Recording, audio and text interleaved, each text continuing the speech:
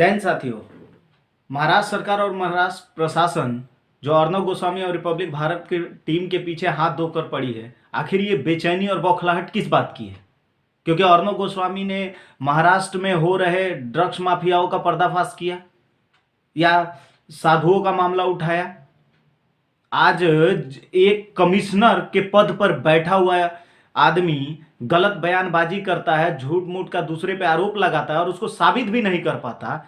और जो केस 2 साल पहले जिस केस को क्लोजर मिल गया है, उस केस को ओपन करके एक आदमी को अरेस्ट किया जाता है और अरेस्ट भी एक अपराधी के तौर पे किया जाता है, जबकि अभी केस साबित नहीं हुआ। क्या इतनी भी अकल हमारे महाराष्ट्र प्रशासन को नहीं है कि जब तक केस साबित नहीं हो गया तब तक उस आदमी के साथ कैसा व्यवहार किया जाए? किसी के घर में आप घुसकर उसके परिवार के सामने उसे हैरेस करते हैं, दुर्व्यवहार करते हैं, और आप अपने किस बात का परिचय दे रहे हैं? क्या यह प्रशासनिक तरीका है किसी को अरेस्ट करने का? अर्नब गोस्वामी कोई प्रोफेशनल क्रिमिनल या अपराधी नहीं है। अर्नब गोस्वामी एक रेपुटेड इंडियन पर्सन है जिसकी मान सम्मान भी है। जब वो क्रिमिनल साबित हो जाए तो जैसा व्यवहार हमारे संविधान के हिसाब से उचित होगा करे, कोई बोलने वाला नहीं होगा, ना ही कोई बोलना चाहिए। परंतु अभी अर्नब गोस्वामी निर्दोष हैं। उनको पकड़ने के लिए महाराष्ट्र सरकार के इतनी फोर्स, इतने तादाद में फोर्स बंदूक गन लेकर गई थी जैसे कोई क्रिमिनल को अरेस्ट करना हो। एक रिपोर्टर से इतनी महाराष्ट्र सरकार या प्रशासन डर चुकी है कि जिसको किसी भी प्रकार से बस फंसाने की कोशिश की जा रही है। ये कहां तक सही है दोस्तों? ये लोकतंत्र है और इसमें बोलने की आजादी सभी को है, चाहे वो गरीब हो या अमीर हो। हमारे देश में चौथा स्तंभ मीडिया को माना जाता है और हमारे देश में आज मीडिया को भी स्वतंत्र रूप से बोलने और काम करने की आजादी नहीं है। क्या हमारे जो प्रधानमंत्री नरेंद्र मोदी जी हैं, उनके खिलाफ मीडिया नहीं बोलती?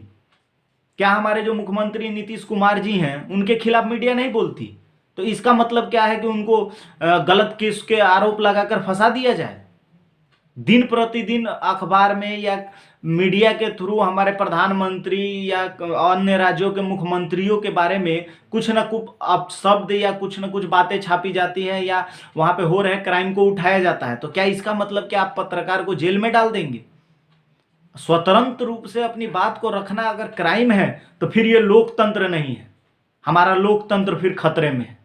आज सारी राजनीतिक पार्टियां, जो भी राजनीतिक पार्टियां अगर सच को दबाना चाहती हैं तो फिर हमारे लोकतंत्र की हत्या करने की कोशिश की जा रही है। जब एक अर्नब गोस्वामी जो इतने रेपुटेटेड और इतने पढ़े लिखे और इतने बड़े नेटवर्क में काम करने वाले इंसान को जब इस तरह से हैरेस किया जा सकता है, इस तरह से व्यवहार किया जा सकता है, तो फिर सोचने वाली बात है कि आम जनता का क्या होता होगा। एक अर्नब गोस्वामी के पीछे पूरी महाराष्ट्र पुलिस और सरकार सारा काम छोड़ के उसके पीछे पड़ी हुई है जैसे वो कितने बड़े अपराधी हैं। बात ये सिर्फ अर्नब गोस्वामी और रिपब्लिक भारत की बात नहीं है दोस्तों। हम लोगों की सबसे बड़ी कमी क्या है ना कि जब अपने आसपास में कुछ चीज होता है या पड़ोसी में या मोहल्ले में कोई बात होती है ना, तो हम लोग दर्शक मात्र बन के उस चीजों को सिर्फ देखते हैं और उसका आनंद लेते हैं, उस पर आवाज नहीं उठाते क्योंकि वो हमारे घर की बात नहीं होती। जिस दिन हमारे घर में वो बात होगी तो वो चीज हमें खराब लगेगी। तो क्या अपने घर में या अपने भाइयों या दोस्तों के साथ वो चीज होने का हम इंतजार करेंगे? इसलिए साथियों, आपसे निवेदन है कि जब गलत जहां भी हो उसके खिलाफ आवाज उठानी चाहिए, ना कि बस एक दर्शक मात्र बन के देखना चाहिए कि वो हमारे साथ थोड़ी हो रहा है। इसी चुप्पी का गलत फायदा उठाते हैं हमारे राजनेता। दोस्तों, हमारा देश है, कैसे काम करेगा, कैसे चलेगा, क्या सही है नहीं है, सोचने का हक हमारा भी है। सिर्फ राजनीतिक पार्टियों के इसका अधिकार नहीं है। अगर हमारे देश में कुछ गलत होगा तो हम जरूर बोलेंगे और जरूर आगे आएंगे। इसमें चुप रहने वाली कोई बात नहीं है। इससे हमारा लोकतंत्र और देश हित में कार्य नहीं हो रहा है। अगर कोई प्रशासन हो या राजनेता हो या कोई सत्ताधारी पार्टियां हो, अगर वो गलत है तो गलत है और हमें उसके खिलाफ बोलना चाहिए, आवाज उठाना चाहिए और अपने देश हित के लिए लड़ना चाहिए। जय हिंद साथियों।